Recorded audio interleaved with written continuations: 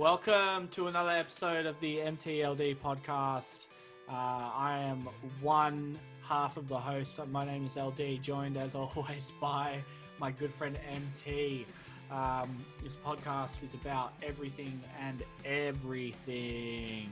Wait, did I say that already? No, dude, but you sound like you're really dreading it, man. Episode 5, you're running out of puff. I've run out of steam, dude. I got nothing left, man. This is this is the end. You've resorted to that stock radio voice, like a monotone, like you're reading the latest news. Welcome to another episode of 3AW. I'm your host. Yeah, right, dude. Fuck, I haven't listened to radio in a long time, and I don't plan on it. Actually, they play the radio at in my warehouse when I go to work, but they play Triple M. Yeah, dude, Foo Fighters, Fooey's or bust. I feel incredibly non-Australian whenever I listen to Triple M. I just realize how I don't at all gel with the culture that exists on that radio station, and I'm sure a few other radio stations too. Dude, you're not a buffhead. Doesn't work. Oh yeah, don't talk about our audience like that, MT. I'm not talking about our audience, dude. Our audience are all sharpshooters. Yeah, shout out to Samaham. I bet he's listening. Mad dog. Yeah, shout out to all the listeners. Shout out to if it's your first time listening or your last time ever listening to the podcast. We appreciate you coming along for the ride. That is the MTLD podcast. And it could be, dude, because this one's going to be dark. This is going to be a dark episode. Fuck, it is, man. It is going to be a bit dark. I don't know why I'm smiling. It's going to be. We're going to get into it, man. Talk about that whole, 20 years. We've seen and done some shit. Get into some experiences this time around. Yeah, we've given the people too much in the way of positive, experiences and highlights. And I think it's about time that we talk about the things that we actually despise today, the things that we hate. Now, it doesn't have to necessarily be a true hatred. It could be a pet peeve as well. It could be a little, an irk. Could be an irk that you get. Something that is the word ires you. I don't know if that's that's a word, like I don't know if that's right context though. No, I don't, like I'm ired by it. I'm not too sure either. Hey guys, if you know the dictionary meaning of ire, let us know in the comments. Yeah, Google's down for us. Yeah, sorry. There's no way we can possibly find this out right now. Oh, so look, I've got a list of 1,000,001 things that I could talk about. MT, do you want to start us off, man? Yeah, dude. I'll get too worked into it. We'll have to call it quits after 10 minutes. I'll set the scene for you. Here's the scenario. I was a young, entrepreneurially spirited chap managing the band that we played in. And I just naively thought that anyone involved in the music industry was just in it because they had a legitimate passion and they were really, really all about live music and that kind of stuff. It wasn't until a long time down the track, like reflecting on some of our experiences, that I realized that we got absolutely fisted in one instance. And I don't think these dickheads exist anymore. So the name of this business was, I think they were called Melbourne Fresh or something like that. With a PH or with an F? I don't know, man, but these fucking dickheads were just taking advantage of young musicians. And we were some of them, dude. And this is what really gives me the shits, is you think that everyone has the best intentions and that wants to, like help you progress your career and, make a name for yourself. And these dickheads will prey on you by getting in touch with you via any of your social media channels or something like that. And they will have never listened to your music. They know nothing about you or your music, but they'll send you this generic template email, which will say, oh, hey, insert name here. I'll listen to your music and I really love it. You guys have a really great sound and I think you got huge potential. Listen, I'm putting on this gig and I really want you to be a part of it. If you win, because it's a battle of the bands, and if you win, you might get to play in Europe at this festival and you'll play with Slayer and Metallica. It'll be really great for your exposure. And, being like 17 or 18, I was like, oh, boys, we have the opportunity of a lifetime. This guy's scoped us out. Play with Slayer? You guys want to play with Slayer? Yeah. This guy scoped us out, specifically our band, and we've got the opportunity to play this incredible showcase, industry showcase. Oh, that's what they called them. They weren't Battle of the Bands. Is an industry showcase with no members of the music industry in None presence. fucking there. Or if they are, I'm tipping they've been paid to just turn up and drink free beers all night and do nothing. We probably played a couple industry showcases in our early years, but I don't think I ever saw anyone from the industry. No, it's like a nice fluff word you can put on to take advantage of young 100%. people. Absolutely. So the way that we were taken advantage of is this dickhead, I think his name, I don't know if you should name. You probably shouldn't name. He's a piece of shit. So this guy was Jeff Cobb. You know? All right, we won't say his name, but he's some absolute pinhead. And the situation was something like, oh yeah, you guys will play like a 30-minute set and we'll give you 50 tickets. It was something absurd, like 50 tickets that we were responsible for selling for some absurd, it was like 25 or 30 bucks. Like I've seen international bands for 30 bucks, man. Yeah, and he was like, you need to sell all these to your friends and family. And if you do, that'll reflect really positively on the judging. On the industry. Yeah. Oh, yeah, all the industry members, they'll be really impressed if you can bring all your friends and family. And you know what? If you sell, dude, there was like a threshold. If you sell more than 10 tickets, we'll give you $1.50 per ticket. Yeah. And at no point at that age did I think this is bullshit. Some dickhead is taking 99% of this money that I'm getting from my friends and family, taking it and pocketing it, and then hanging this imaginary shit up as a potential prize. And it's all about, exposure and, it's all about professionalism and stuff like that. Like, there was so many things wrong with it. I'm surprised that there wasn't some sort of like, but the thing is, right, there's never going to be any kind of legal repercussions for these scumbags because you're dealing with young musicians. So that are just keen and they're hungry to just like play gigs. And also, I guess as you said, young musicians don't really maybe have any sort of understanding of like money or even what's fair when it comes to playing shows or how it should really go. So yeah, they just want to, any show that they get, they'll sort of like grab it by the balls and be like, yeah, hell yeah, we'll do it. Yeah.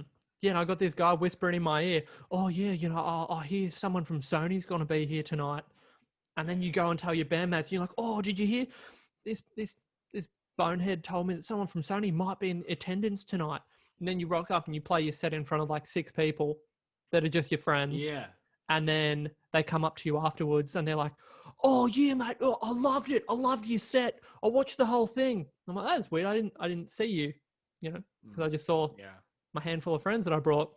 And they're like, oh yeah, no, you got real potential. You just need to sell a few more tickets for the next one. And because we're going to progress you to the next round.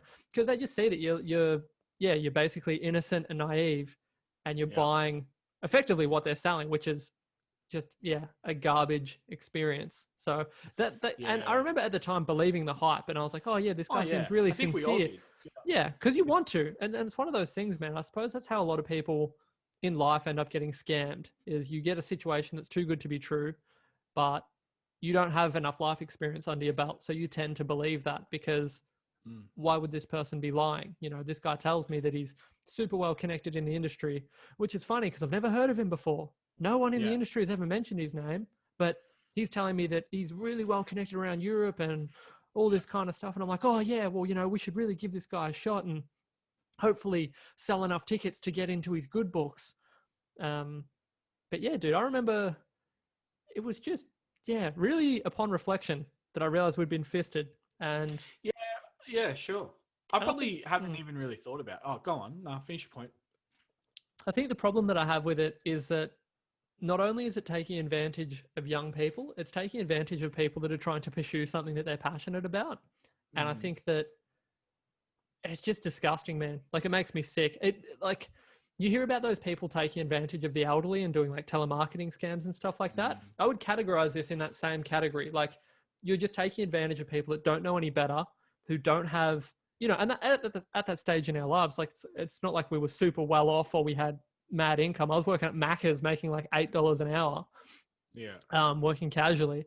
And these people are trying to squeeze as much financially out of you as possible.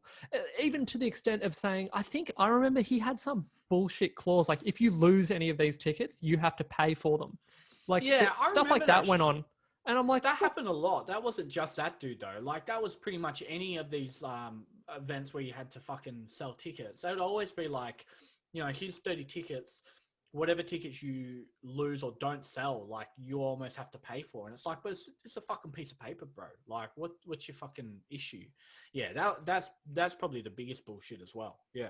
Yeah, I would sincerely suggest that if the Melbourne music scene ever picks up again, if some piece of shit hands you a book of tickets and says you need to sell X amount of these, you should spit in their face and walk away. Yeah, that would be my solid recommendation. Obviously, when we were together, I guess our formation of it together at the start of the band, even though, you know, Kato was around a bit before I joined and stuff like that. I think we played a couple Battle of the Bands. We obviously played a couple industry showcases. We did one at Revolver. That was like one of our first gigs, remember? Mm-hmm. That was for these spoonheads. That was one. Oh, it was for the same. It may not have been the one that I'm thinking of. The one I'm thinking of was at the ESPY, but I think there was another company, maybe the same one, that was running the one at Revolver, which was also a massive load of shit. And that was a young girl who was pissing on our leg for that that company.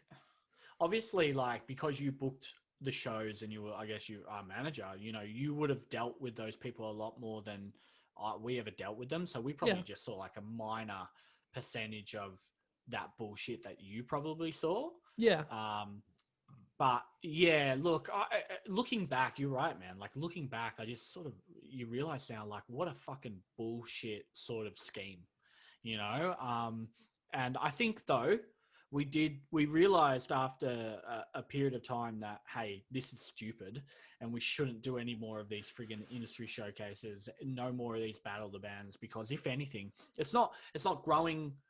It wasn't growing our musical presence or it's not growing. You're not expanding your fan base because you're just playing in front of friends and family of the other bands who aren't. Exactly. No one there is into music. It's just like siblings and workmates and stuff like that that are just supporting their friends because it's kind of like everyone is basically being taken advantage of in that situation. Like, and I think it was probably at the back of that it became apparent to me that booking our own shows, like from start to finish, like I would book the venue, the sound engineer, all the bands, and it was all a fair, like an even playing field. Like, and I remember every time I was booking those shows with bands like Bear the Mammoth and whatnot, I would always just evenly distribute all the money that came through the door.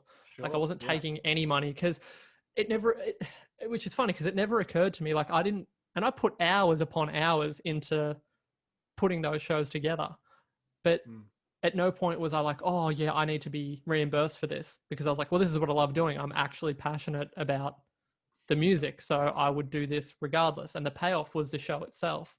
So of course, I think that was a much better way of doing it. And any money that came in was just then evenly distributed amongst the bands. Sure. It was no like, oh, Kato are headlining, so we take 50% and then we divvy up. Because you're talking like $1,000 or something. It was never life-altering sums of money. But I can see how if things do escalate with bands, you end up, if you're talking millions, someone's going to feel hard done by it. But at that time, dude, everyone's just in it for a good time. No one's taking advantage of anyone, and it was great.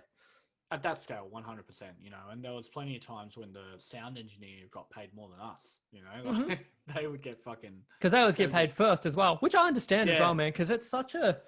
They work hard, dude. Dude, it's like a thankless task, man. You got to be on it. You've got to deal with young, super arrogant musicians that all are very often demanding and things like that. Although having said that, we were super polite, man. We were so respectful.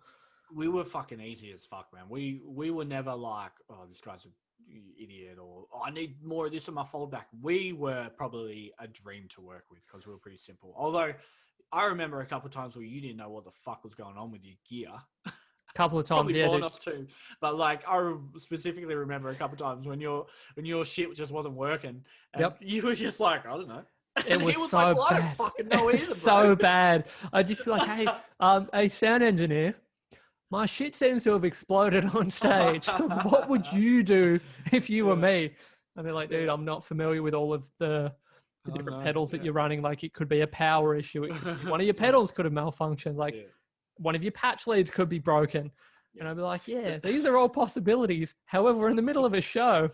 Like, we need a solution now. Yeah, but that is probably like one of the biggest problems with also just being a guitarist or bassist with pedals. It's like, if you got 6 pedals, there's like so many points in this loop that could be the broken point. It could be one lead, or it could just be how this is connected, or this isn't connected properly, and literally you have to go through and like reassemble your entire. Yeah, you needed to take it apart and set it up again. And it's funny you mentioned that, because I thought that was something that was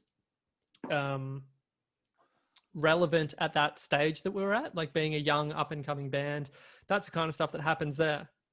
A couple of years ago, or many years ago now, I saw Russian Circles at the Cherry Bar, and they started the set, and it was like a secret show. Like, they announced it after their main run of shows, so there was only like 20 people or something there. It was a really, really little show, and the drummer started off the set, and the guitarist came in, and his loop fucked up, and it was very comforting to see a very legit, established international band have they almost had a meltdown on stage. The drummer started yelling at the guitarist to just keep going, and he was like, I can't, like, if my loop does not work, the whole set does not work. And he just kept playing. He's like, no, just roll with it, man. And he's like, you don't understand, this isn't how it works. And I was chatting to him afterwards, and I was like, dude, so what's the go with the pedals?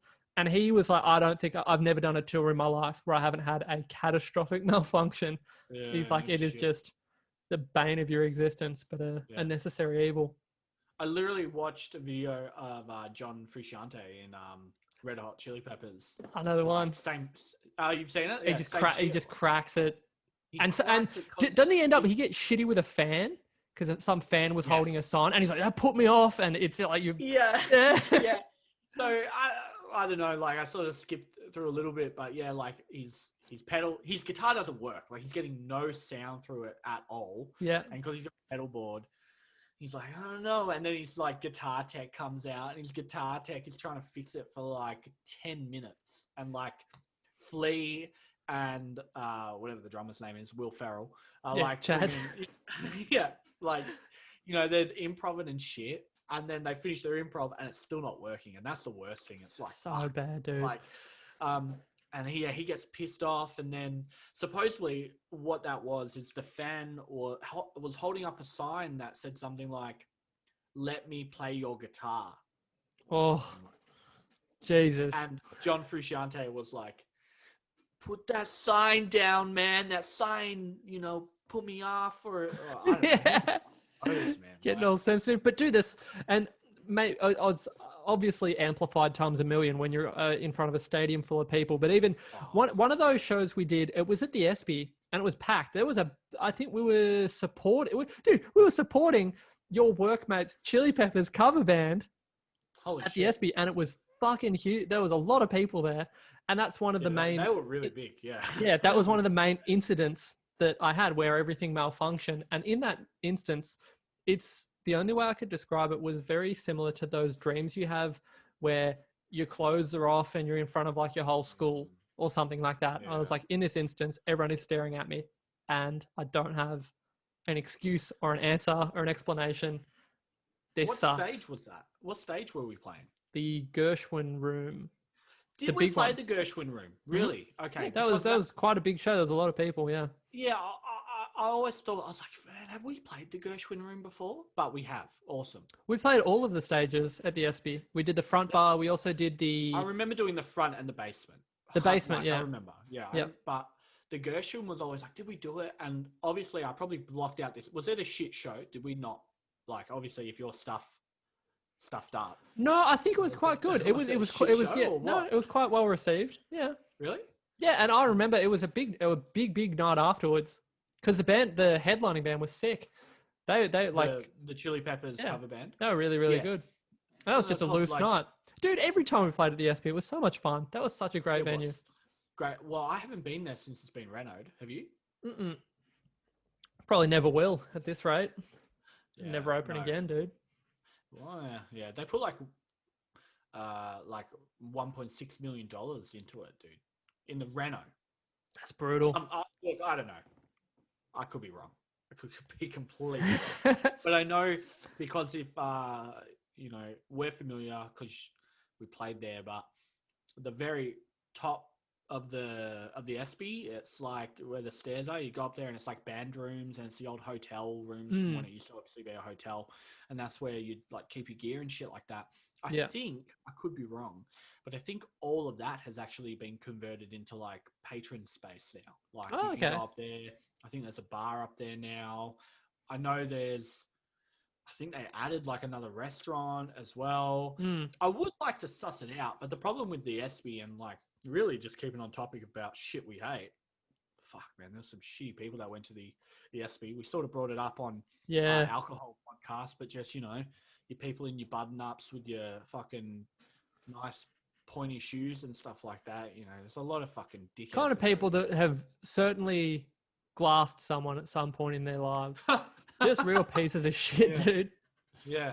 But dude, saying sidebar, since I just had a revelation. So the reason, because it sounds like I'm just whinging about being in that position where people force you to sell tickets to your own gig. Yeah, okay. Yeah. My problem with that at its core is that they call themselves promoters. As a promoter, it is your job to market and promote the event efficiently or sufficiently to get people to attend. Mm-hmm. The idea that you could just offload that responsibility onto the artist is complete bullshit, particularly when you don't plan on or intend to compensate them whatsoever for doing the entirety of your job. When you sell a $30 ticket and the artist gets $1.50 and you take $28.50 from that, what is that for? What have you done? Yeah. And they'll say, we discovered you. So you went on Facebook and did a shotgun approach. You emailed 1,000 bands with the same generic email, used some sort of, Excel spreadsheet to just put the band name in the heading. None of it was personalized. And then they feel justified in taking the lion's share of the money that's coming in. So that's why it bothers me, because it's shirking all responsibility. It's completely unprofessional. And it's, that is how people are being taken advantage of. Because I realized it sounded a little bit like I was just being a whiny bitch, but there is a very clear chain of responsibility when you talk about calling yourself a promoter and things like that. Like, you can't be a promoter that doesn't promote the event. Yeah, for sure. Yeah. No, you're right, dude. No, 100%. No, you're right. I agree with you. And I've had that thought as well. It's like, wait, what the fuck? What do you do then, bro? Like, yeah, and that's dude. It got to that point where I was like, why don't I just book the shows that we play? Yeah, and more people came to those shows, and we had a much better time and made more money. There wasn't much money going around, but we made more money, more people, better vibe, better time, and no one hanging shit over your head and breathing down your neck. Absolutely, and I did feel sorry for. I don't really see it as much anymore, but I think it's more just a sign of being older and a lot of people not really getting involved with being in a band and stuff so much anymore. But I remember when we were younger, I saw a lot of people post on Facebook being like, hey guys, we got this show coming up. I got these tickets. Do you want to buy a ticket from us? They're 10, 15, 20 bucks. And I'll look at those and be like, oh man, they're doing those, ticket shows, and just sort of feel a little bit sorry for them. That's it. I think, but I think people are also wising up. Is that even an expression? Wising up? Wisening? I don't know, bro. They're clued in. They're getting with the program. They're realizing, they're acknowledging that their legs are being pissed on. Sure. You'd hope so. I really hope so. I'm sure those promotional companies, if you want to call them that, are still around and shit. But, it doesn't seem as prominent. Maybe we just need to get more involved with, young bands and see what's going on. Maybe they got some really bad experiences of it still happening to this day, but... I feel like perhaps places like Wrangler fill that hole in a really, really, really positive way. I realize this is our negative podcast, but places like Wrangler offer that, offer all those things that those dickheads were offering, but legitimately, young bands that get to play Wrangler, Dino gets them hooked up with an international touring band support slot and super, just everything that you would hope for in terms of a supportive role in the industry. Yeah, for sure. Fuck. Now, yeah, you're right. It is a negative podcast, but I'm just thinking about how sick it would be to own a venue and be able to throw something like that for the kids. You know, have a venue that you could throw underage gigs on, and just give kids the opportunity to do shows or to do art exhibitions or to do whatever. You know, if you've got a creative talent or whatever, here's the space. However you want to use the space, go for it. Like, we definitely need more of that in the world, really. Yeah, absolutely. Because there's probably a lot of that stuff that goes under the radar as a result. You know, like these basically, yeah, these scumbags that take advantage of young musicians could just burn them. You know, what you have the drummer of the band, because drummers are notoriously hopeless. You give him his allocation of 10 tickets, he'll lose all of them. And then all of a sudden, everyone in the band's like, "No, this is bullshit. I'm not paying for this guy's mistake." And then the band dissolves or something like that. And but all of a sudden, also, if you didn't pay those tickets, nothing would ever happen to you. No, what recourse do they have? know? But that's the thing, dude. That's the thing. They'll be like, "Oh, you know, we've got a binding contract with you." I'm like, I'd love to see how that would stand up. Like, if someone with that's something that would be really interesting. If someone with like a legal understanding of how all that stuff works, maybe because, you know, I'm sure we would have signed a contract, just selling our souls to these dickheads. But what a raw deal. I suppose that's like, it's probably a what's the word? Like a low level example of how you see really great musicians get absolutely blasted by their record label by getting on a shit deal and getting taken advantage of.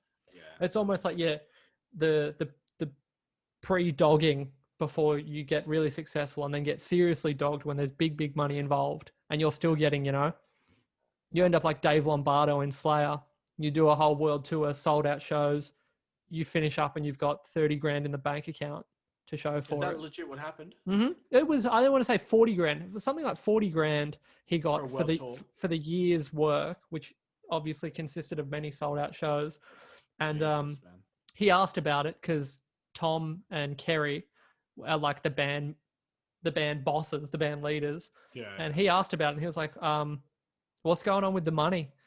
And then he rocked up to band practice. No one was there. And he got a text from his agent, I want to say. They each have like their own representative. And it was like, "Oh yeah, you've been fired. You're out of the band." Because he asked about what's actually going on with the money. That's the fucking thing though as well, bro. That's so many different industries, you know, like once you start actually inquiring about, the money and where it's going. You know, I mentioned it last time at the end of last podcast, you know, like one of my podcasts that I listened to, they were offered a number, and, you know, they also said, "Oh, and we'll take this in fees." And they asked the question, like, what fees? Like, where are these fees going? Like, who's getting paid? Like, we run this podcast, we record it, it's all our own gear. And, you know, they'll come up with some bullshit excuses. "Oh yeah, but we need to pay this person." It's like, but they already work in the office, so aren't you paying them anyway? You know what I mean? It's like, and just like little shit like that. So, and, you know, and these I'm harping on, but these dickheads that say, "Oh, you know, and the money goes to the excellent prizes. You can get 2 days at a professional studio." And it's like, okay, well, your friend owns that studio and he's giving you that time to allocate for free. But you're like, "Oh, to the value of $5,000 worth of professional recording time." And it's like, well, it's just a friend of yours. That'd be like if we said, "Oh, you know, you can record with Starbuck for 2 days. He's agreed with us to do a deal where we'll give him $200, but we just put an outrageous RRP value on it and offer that up as a prize. And then we just justify stealing money from young kids as, "Well, you know, we got to pay for these prizes. You know, it's not free." Dude, I swear to God as well, we played a couple of those industry showcases where it was maybe just us two. So how didn't we win those fucking prizes? Yeah. Like, that was the thing, dude. I never ever heard of the bands that did win. It would always be like, "Oh, you know, no, there was a band from France. Yeah, there was a band from France that won it this year. No, you wouldn't know about them. You never heard of them. They're very underground. They're not on social media. Don't look it up." Shouldn't I have heard from them if they had joined your industry showcase? Shouldn't I actually know about them then? No. It's all, you know, it's all about, you don't know the right people, LD. You got to, the kind of people I roll with, the serious industry representatives. That's why I'm, putting on these shows for 17-year-old kids taking all their money. I'm so ignorant. Oh my God. Yeah, of course. Yeah. Well, okay. What else gives you the shits? Tell me something gives you the shits, man. I've waffled on big time. That's good. No, that gives me the shits too. That was something I was involved in. So that does give me the shits as well. And, if we ever, or I, you, us as a collective, whatever, get back in the shows, man, I'll be avoiding that stuff like the plague. Let me tell you right now. Oh, yeah.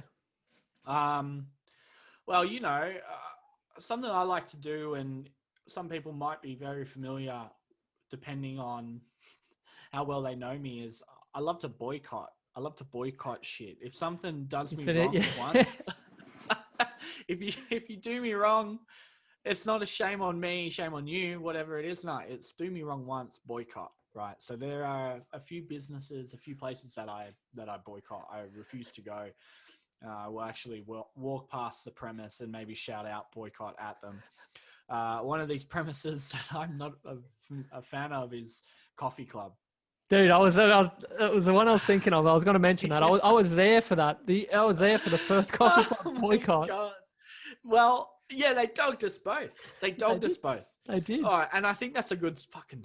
I don't know if it's a good story, but we're going to tell it anyway. So, yeah, dude. Here's a young MTLD walking through Knox City, Coffee Club, always busy. Always busy. Coffee Club was always busy. Always so many fucking people there. And I never understood. I was like, okay, there's always people at Coffee Club. Why? So I remember, and please fill in the gaps. Once again, my memory is a bit shoddy. I remember us going, into there. Hey there, how you doing? Can we get a table for two? Busy. Yep, no worries. Come upstairs. Come sit in this little bit. All right, so we go sit in this little bit. Look at the menu, like normal. Yeah, I think. Did we just want coffee? Absolutely. We often would go out and just get coffee. Get coffee, right? Obviously infuriated a lot of people. So you went, okay, yeah, I want a latte. You want a whatever. You probably got a latte too. All right, sweet. This is what we want. So then we waited, as you do, for someone to come to the table and take our order. How long did it go? How long was it, MT? How long? It was astronomical, dude. Because we chat the way we do here. So like an hour goes by like that. So when we're hanging out and talking trash, time, it was, dude. I want to say it could have been like 45 half an hour. Astronaut. It was bedlam. We waited for a long time. We waited because we were like, oh, they're busy. No, we'll just give them some time. We'll just see what happens. We waited. And, it's one of those things, we probably had menus in front of us too. So there was no food, there was no drinks on our table. So like with any sort of awareness, you would have noticed that we had been there for a long period of time and that we were, we hadn't got anything. We probably wanted to get something. And we waited and we waited and we waited. Did we ask someone as well? I feel like I want to say that, because a boycott doesn't happen just by, it's not something to be done lightly. I feel like there was some sort of like a request, like the old hand up, or it was like a hand up or like a, like that one. I even feel like we said like, hey, we're ready to order. And they were like, oh, we'll come back and take your order or something like that. It was, because it was, I remember it was objectively absurd. It wasn't even because we were talking about it afterwards and I was like, nah, dude, this isn't just like a weird, we're being difficult for the sake of it. Because we're pretty incredibly tolerant operators. I'm always happy to go benefit of the doubt. Even if service is shit somewhere, if there's an apology or an acknowledgement or an explanation, I'm like, yeah, cool. If they're like, oh, we've got a new barista, so it took particularly long. I'm like, cool, that's fine. Like, we've all started jobs, so it takes time. That's cool. Yeah, if there's an awareness around like, where something might not have gone 100% right. Yeah, for sure. Just, that little apology or just being like, oh, look, sorry, there'll be a little bit of wait or whatever it may be. And it's fine. But there was nothing. There was nothing here. There was no acknowledgement. And I know, you know what? It's a first world problem. It's definitely a first world problem to get Dude, non-existent or bad customer service, but yo, it fucking irks me up the wall, bro. Because I was built on customer service with my job. You know what I mean? I worked for Bunnings for fucking 7 years, dude. And one of the 3 pillars of why Bunnings is successful is best service. So I walk into a place and I don't get acknowledged, dude. If I walk into a store and there's no customers in there, and I walk in and they don't acknowledge me and I have to say hello to them, I'm walking out of that store without buying anything. I walked into fucking, what's that dude store, that suit place for like fucking YD? dudes? Nah, the other one. Less ethnic focused. A lot of Lebanese people buy their suits from YD. I've got a suit from YD before. So yeah, I got a tie from there once. I love their purple shirts and shit like that. Yeah. I don't know. I think I don't like Roger Connor David, or something. Roger David. Oh yeah, Roger okay, David. yeah, okay. Right. So Roger David, bro. I'll never forget. I walked in there once. There was 3 employees standing at the counter talking to each other. No customers in there. I was going for a job the next day, so I was legit going to buy a suit because it was like a proper job. Proper job. So I went in there, looked around, no acknowledgement. All 3 of them continued talking to each other, and I was furious. I was so fucking furious. I was like, I'm taking my business elsewhere. I got out of there. I didn't buy a suit, and I went somewhere else. I think I actually might have gone to YD or Connor. Actually, no, I went to Connor. I did. I went to Connor, and the dude was nice. He was really nice. He was in there by himself. He had like 15 customers, and he was like, "Yeah, whatever you need, bro. I'll give you a hand." I bought like a $300 suit, and it's like, it's not hard. Dude, it's really hard. Not. It is. What does seem to be hard though, and I think you may be able to attest to this, is the balance. There are two things, right? I got a double pronged complaint here. Okay. One is when we would be out for a meal or something like that, and in the middle of the meal, some waitress or waiter would approach the table when you have food in your mouth and say, "Is everything all right? Is everything all right here?" And you'd be like, "Yeah, I got a mouthful of food. What do you want from me?" Like, I haven't complained. I'm okay with that. I'm okay with that. I'm not into it, dude. Give me the shits. I just want to hang out and eat my food. Like, if there is a problem, I promise I'll tell you. I guess so. If there's like a piece of glass in my food, I will tell you. However, if everything's fine, you're not going to hear from me, and I'll be stoked about that. I don't need you to approach me and see, I sort of like get in my grill. But I think I like it because I drink really fast. Like, I drink any drink. If I have a coffee, a beer, whatever it is, soft drink, I will drink it super fast. So a lot of the time, I've finished my coffee. Let's say I go out for breakfast, I finish my coffee before my meal's here, right? Yeah. And then LD might want a second coffee. Okay, all right. In that context, I can. When they come up and they're like, "Is everything all right?" And I go, "Actually, I would love a second coffee. Thank you very much." Okay, so maybe it's an upsell opportunity. Okay. It is. Right. That's exactly what it is. Okay. Exactly Here's the second one then. Let me give you this. Remember places like General Pants? How could I forget? Yeah, fuck that. Yeah, fuck that place. Yeah, you go in there and you just be looking for like a shirt or something. You'd walk in and the guy'd come over with his backwards hat on and be like, "G'day, bro. What's going on? What are you doing on the weekend, man? Oh, what's sick ass, man? What, are you going to any parties, dude?" And I'd be like, I'm just looking for a shirt, man. He'd be like, "Oh, sick, man. Oh, we got heaps of shirts. Just come over here. I'll take you over there." And I'm like, Let me show you my favourite festival shirt that I'll wear Falls Festival. I also wear it to Meredith and also Golden Plains. I also wear it to dude. Yeah. They were. It was just the worst. It was just the fucking worst, man. And you know that like whichever dunce hat was managing those stores was pushing their staff to be as douchey as possible. I don't think it was store management. I think it was upper level management. It would have been that when they got hired, like their whole induction was like, okay, you have to ask what people are doing on the weekend. Yeah. Which is but so fucking... but don't just ask. Be specific and be like, "Are you going to catch up with any mates?" And I say, "Yeah." Where are you going? What are you doing? Oh, cool, man. Yeah, me too. Yeah, no, I'm just going up. I'm going fishing. Let me tell you where I'm going fishing. Let me tell you what kind of rod I use. And I'm like, leave me alone. But General Pants is so behind on the times as well. Like before everything shut down, when I lived close to one, I'd go in there, like be like, "Oh, you got any cool shit?"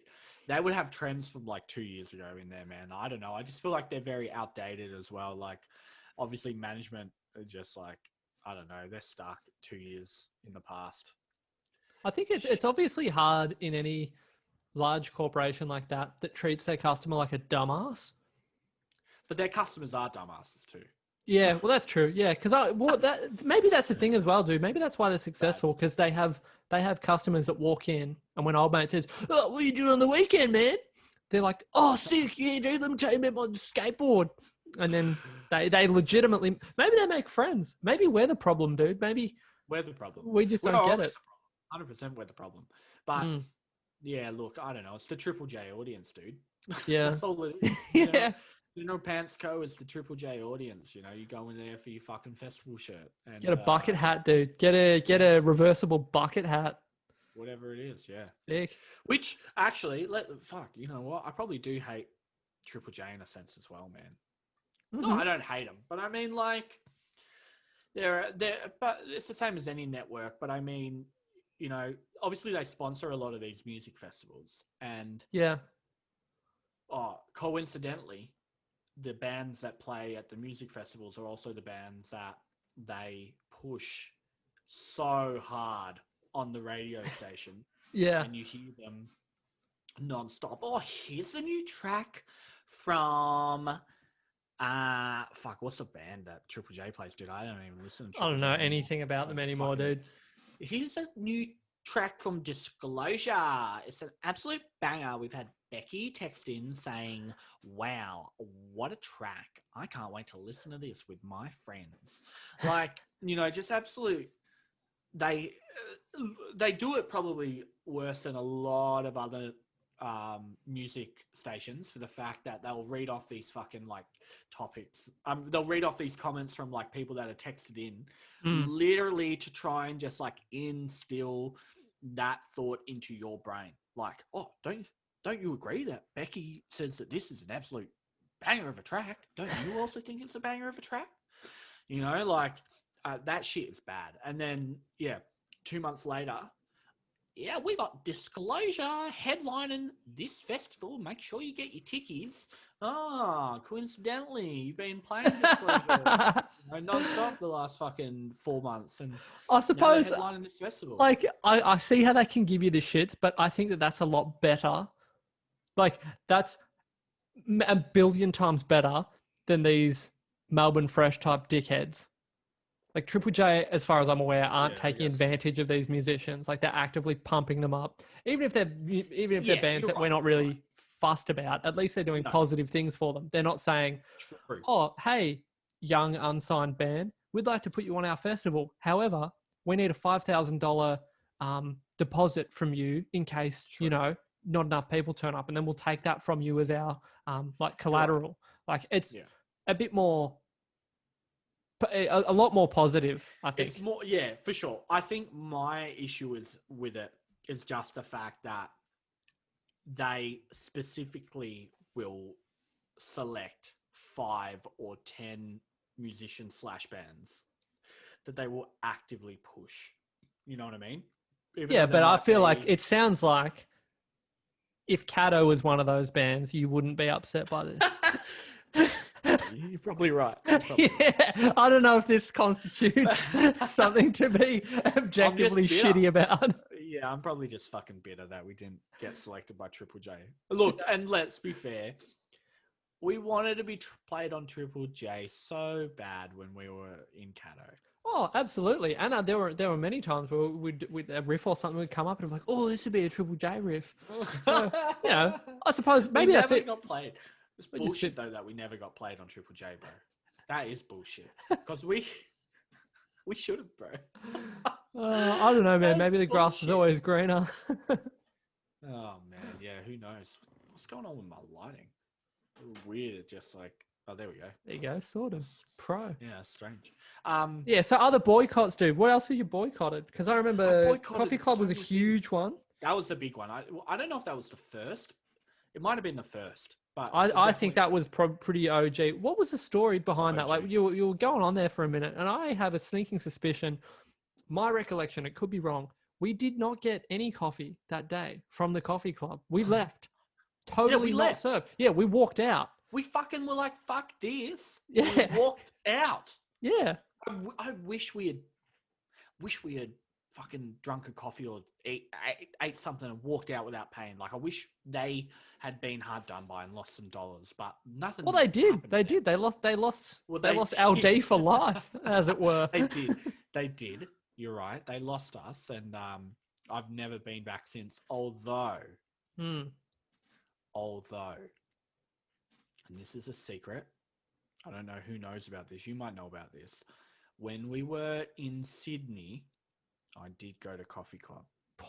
Scumbag. What Yeah, a but piece of shit. I felt it was a different state, and it might have been managed differently, and it was okay. Well, there you go. You heard it here first. Coffee Club. But Not so bad. But in Victoria, there's no damn way you're gonna find me at a coffee club. I swear to God. And if anyone Paparazzi are going to be sees- stalking you now, dude. Yeah, if anyone ever sees me at a coffee club, You know it's under duress. shoot me. Yeah, I'm kidnapped. Yeah. There's something wrong. I'm calling out for help, or something's going on. Something's not quite right. Oh, Yeah. man. What else have you got? You're boycotting some kind of shoe brand or some clothing brand? I don't know. I'm trying to. What's think another of hot boycott? I don't know. I'm trying Gets to you think. goat.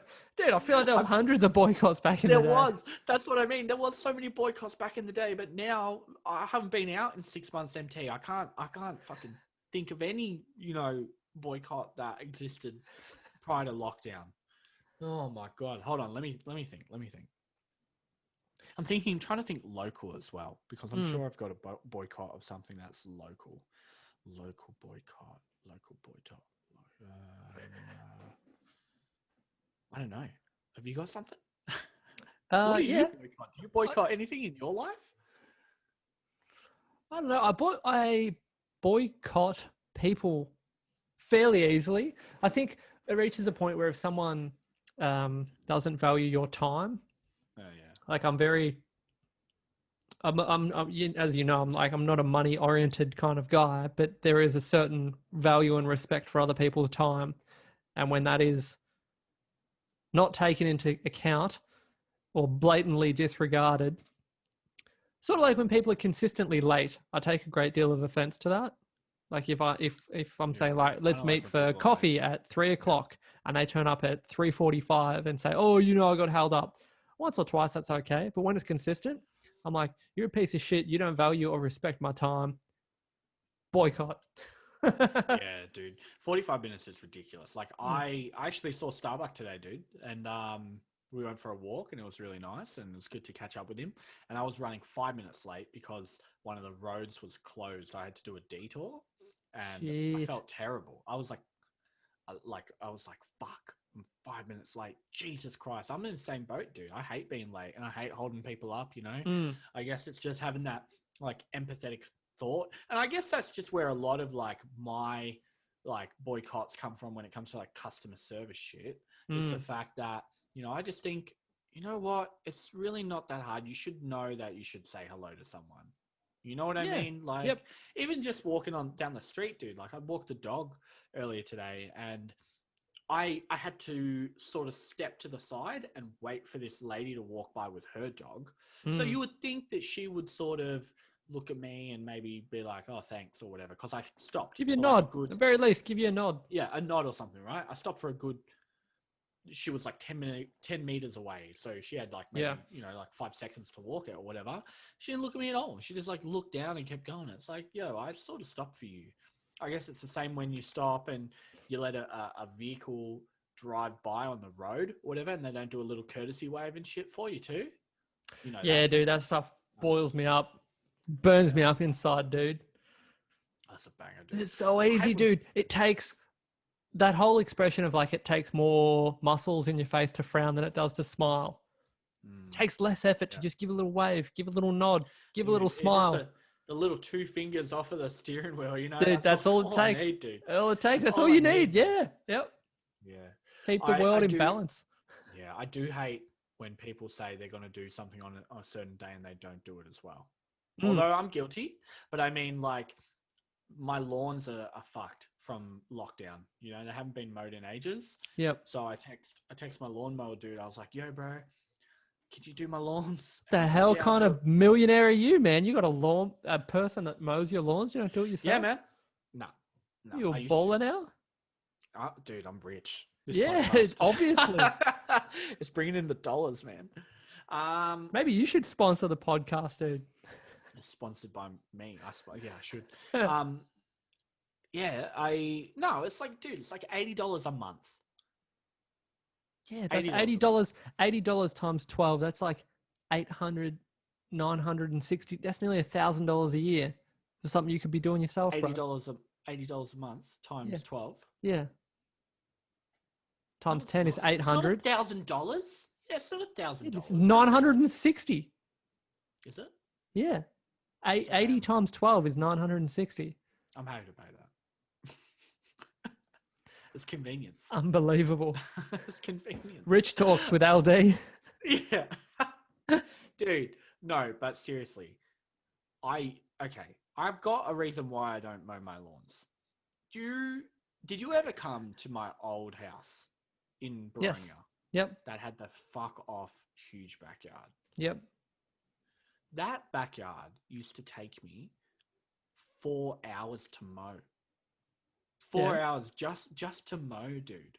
I had more than enough mowing time and mowing experience in my life when I did that. That when I moved into my next rental, I literally had maybe like a 5 meter by 5 liter backyard because I was like, this is not ever happening again. And that was fine to take care of. And then I moved into this house, and this one has a bit of a lawn, but I'm like, dude, I don't need to mow it, man. Like, I don't, it doesn't make me feel good pushing a mower. It doesn't make me, you know, I'm not like, oh, this is really, what's the word? Like, I forget the word. Do you think like cathartic? Therapeutic. Therapeutic. Yeah, cathartic or therapeutic for me. Like, I don't give a shit, bro. I pay someone $80. They come to my house. They edge my lawn. They mow my lawn. They get rid of my fucking weeds and whatever. And I'm happy. Like, if I had more money, look, I'm not rich yet. If I had more money, I'd get a cleaner too. I don't want to clean. Oh, dude, I can't stand even when. Oh, yeah. I love cleaning, dude. Really? That is the best feeling of all time, dude. I like something being clean. I don't enjoy the process of cleaning. But that is the reward in itself. Same way if you mowed your own lawn. Once it's mowed, whoo, kick your feet up, dude. You've earned a break. You mowed your lawn today. I don't know. I'm just not feeling that, dude. I don't know. So if you were a millionaire, you wouldn't pay someone to mow your lawns and clean your house? No way. Really? If I was a millionaire, when I'm a millionaire, I'll probably just have a coin shop, and even if I'm not a millionaire, I'll just end up having a coin shop, being stoked as with life, clean my own house, mow my own lawn. I can't wait, dude. I love it. Nothing beats it. It's like a feeling of being like self-sufficient. It's like making your bed in the morning. But I know I can do it, and I've been doing it for years. So that's what I mean. Like, for me, it's like, it's not like I need to prove anything to anyone. Oh yeah, I don't view it as a challenge or anything like that. I can mow my lawn. Yeah, I know I can mow my lawn. Yeah. It's not a matter of if you can. It's just, I think the act of doing it just feels really good. Like, and I love doing things my own way. Like, you know, you have your own ways that you would clean a bathroom or something like that. That's true. Okay, getting back to things we hate, and if we're talking about doing things our own way, I don't like it sometimes when other people do the dishes because they don't clean the dishes enough. you get food scraps and shit like that on your clean dishes, and I go, Not cleaning the dishes properly. Dickheads that Not wash leave this. things to soak. I'm soaking this pan. Why don't you just fucking wash it? yeah, just rinse If it. you're doing the dishes, why don't you just wash it properly the first time? This bullshit of I need to let it soak for like 4 hours. What? I mean, like, soak I've for like 4 never days. had a dish in my life that needs to be soaked. If you wash a dish straight away, it will not need soaking. And That's you the know thing. what else, dude? Once you've washed it, if you dry it straight away, it's all done. You don't need to Okay. sit it up on a rack to sit for like 12 hours, then come out the next day and then put it away. If you get I a little don't tea dry towel, straight away. I don't dry straight away. fucking lunatic. This is why we don't That's live me. together, dude. I lose my mind. I can't believe that people do that. It's such a messy look. You wake up in the morning, It you is go messy. out to Yes, your right, kitchen, right, and there's right. shit everywhere, and you're like, oh yeah, There that is, stuff's there been drying all night. Yeah. What? Give it a 2-second wipe with a tea towel and you're done. It's You're right. creating It more just work. yeah. Yes. No. But the reason why I don't dry straight away is because your tea towel is pretty much drenched after 2 or 3 dishes. MT. You gotta like, if you got a, let's say a pot, right? You dry it out, you do all that, and then you turn it upside down, give it a few shakes over the sink, give it like Dude, give it like a twice over with a tea towel, and you're done. dude.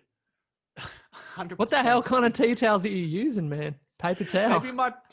Maybe my tea towels aren't absorbent enough or something, but they are drenched after like 4 or 5 dishes. Now all I'm doing is wiping a drenched fucking tea towel on wet dishes, and it's just moving the water around. It's not actually fucking drying the dishes. It's not. I don't Oh know. shit, man. I don't know, man. Okay. Maybe I do need to invest in different fucking. Just get yourself a decent tea towels. tea towel, bro. Change your life. But you had a dishwasher in your house too. Yes, Do you I have a have one dishwasher? currently. have one? Do you try use it? Do you I use it? try not to use it because I feel like it's wasteful. They're weird. I had a dishwasher in my old rental, and the other housemates would leave stuff in there too long, and it would fucking stink. It would stink, dude. Well, that's why, dude. And I often feel like, unless you're living with a family, you generally shouldn't be using enough dishes to warrant running a cycle on the dishwasher. Like after dinner, I can take the 2 dinner plates over, wash them, takes half a second, wash the cutlery that I've used, dry it with a tea towel, put it away, all, within one. It's pretty quick. Yeah, it takes less than a minute. And people are like, oh, but I just don't have time. I'm so busy. I'm like, what are you doing? What are you doing that's that flat out? Like, I don't know. Especially now. Yeah. But I still would like a cleaner. Not a cleaner to necessarily do my dishes. A cleaner to vacuum and to like clean the walls and to dust. That's what I want. I'll do my own dishes, but I want someone to do those other things. Fucking hell. We'll get back to this in like 5 years. We'll see where we're at. Dude, I plan on having a cleaner in 5 years. There's no way I'm not having a cleaner before then. I'm serious. It feels, I very much, you know what, this is something I've definitely realized over the last year. Like, I've always been a white person, a very privileged white person. I understand and I know that I am born in Australia, which already gives me a up on fucking 98% of the rest of the world. You know what I mean? Because just where I'm born. But like, I've been pretty lucky. I've had a really good job. I worked for Bunnings and they're a great company to work for. Now I work for another really great company. I earn good money and like, I'm very fucking privileged and lucky, and all the little things that I complain about, like even like, this bullshit with customer service and fucking Coffee Club and Roger David, man, what fucking first world white person problems, you know what I mean? Well, absolutely, dude. And like the shit that and having said that, the shit that I'm complaining about was like, we all had jobs and an income. We were pissing and moaning about it. That was more like, I think it's more on principle stuff than the actual dollars and cents, because we are so fortunate to have never been in a position where we're doubting where our next meal's coming from or if we're going to have a roof over our heads next week. Yeah, we're so I think lucky. Yeah. yeah, now we're coming full circle, and I We are, yeah, absolutely we are agree with you. Like, we are incredibly fortunate, and I feel like, yeah, we've been given nothing but opportunities in life, as in a big picture Yeah, sense. yeah. So definitely So incredibly grateful for now all of those now other things. this podcast is now the appreciation podcast Yeah, that'll be instead of next the hate episode. podcast. Yeah, well, everything that we appreciate. Oh Yeah. shit! There you go. Fuck. All right. You think of anything else that you I, hate? I think I got it all out of my system. It's kind of that one thing that came to mind That's when we nice. discussed this topic, but that's about it for the Okay. minute, I think. I'm going to think of some more boycott things over the next couple days, and You I'm can going to pepper have them more in. for our viewers. Yeah, we'll Pepper them them in. into next episodes. All right, cool. Sounds good. Well, I guess that brings us to the end of the potty wad. Thank you all so much for joining us again. This was a fun one. I had a lot of fun this one. Yeah, it was good. A bit loose, man. A little bit loosey goosey. Why not? It's always the best when it is. We hope you enjoyed, guys. We'll see you next time, I guess. If you got any comments, let us know what you hate. Let us know what your pet peeve is in the comments, or whatever it may be. Listen to us on Spotify, MTLD Podcast. We're also on YouTube. MTLD Official, I believe, is the channel on YouTube. Otherwise, you'll see it posted to our socials. But yeah, guys, have a good one. We'll see you next time. Bye.